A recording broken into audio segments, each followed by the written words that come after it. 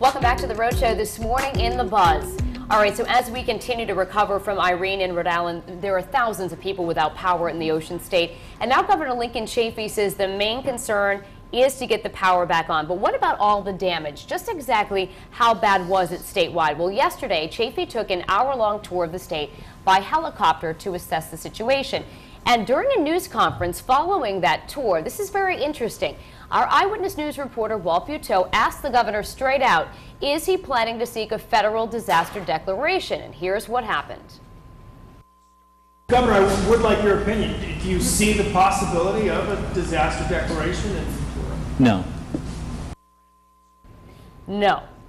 Then, later in the evening, at another briefing, Governor Chafee began by noting that a federal and state team is still assessing the damage. His spokeswoman said later that the governor's earlier statement had been incorrect. He wants the state to take advantage of all available resources and will undertake the step-by-step process of being declared a federal disaster area. I could not believe yesterday, Patrick, you and I were sitting here during the noon show. Live conference, yeah. Carrying that briefing from the EMA Live. And whenever he said no, after Walt Buteau grilled him, I thought, my God, it is too soon for you to be able to answer that question.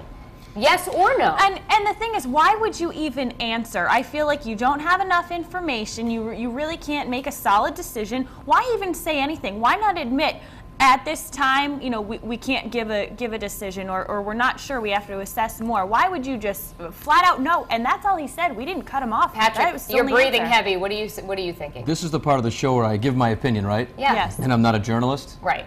All right.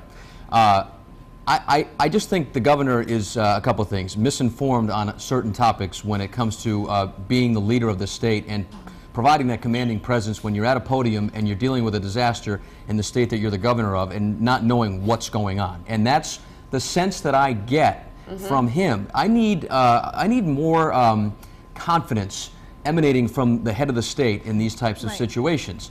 If you don't know the answer, don't answer the question. And when you're asked a question, every single time he was asked a question in any of these press conferences over the last 48 hours, he turns and looks for somebody else to answer the question. He was backing away from the podium. He seemed timid and, like you said, not confident at all. And when we are experiencing something, we as, you know, the state is experiencing a natural disaster like this, you need someone up there with a solid presence who is going to say, you know, this is how we're going to handle it. At least exude some sort of confidence. Well, I found it very, very hard to watch. And again, all due respect to Governor Chafee, yes, it was exactly. very, very hard to watch him yesterday because we're all watching the day after to finally get some maybe answers about when will we see our power come back? Where are the areas hardest hit? Where are the areas that are going to get sort of the first, what's the word I'm looking for? First response? Yeah, the first response, and what is the priority here? Got no sense of that yesterday. And if the other thing is, if you do feel uncomfortable, maybe you don't have all the answers, at least, you know, deliver your statement and let somebody else take over the podium instead of just standing there like, I don't know you know where what? to go. That's fine, but to me, that's a sign of weakness. You know, and I'm policy, whatever. It's not that. This is not Democrat, Republican. Right. This is a human being taking charge of a situation. And I'll be honest with you, when the station nightclub fire happened and when the flooding happened in the spring of 2010, when Governor Kachiri went to the podium and talked, it was like E.F. Hutton. I listened because he took control of the situation and delivered the message that people needed to hear. I just don't think Governor Chafee has done that. And, you know, that's my opinion. Agree with it or not, I just don't feel confident when he steps to the podium to discuss what is going on. Our state is destroyed right now. And here's the thing. I think that Governor Chafee is smart. I think agree. he's got the thoughts in there. Of course. He's just going to be able to better communicate them to the state of Rhode Island. Very important. So that we feel it's a huge part of the job. It it's is. a huge part of the job. And why couldn't he have said something, you know, somewhat uplifting of, you know, we are trying our best. We are working around the clock right now. We're, you know, we've got all this, you know, all these other pieces coming together to try and make a decision for you. You know, he just flat out said no, and I felt like that was almost, you know, a cop out in a way. You gotta wonder if the answer really is no. I mean, maybe it was there. He knew it was going to be no. We were talking about this earlier, and he just said it. Obviously not, because he changed it.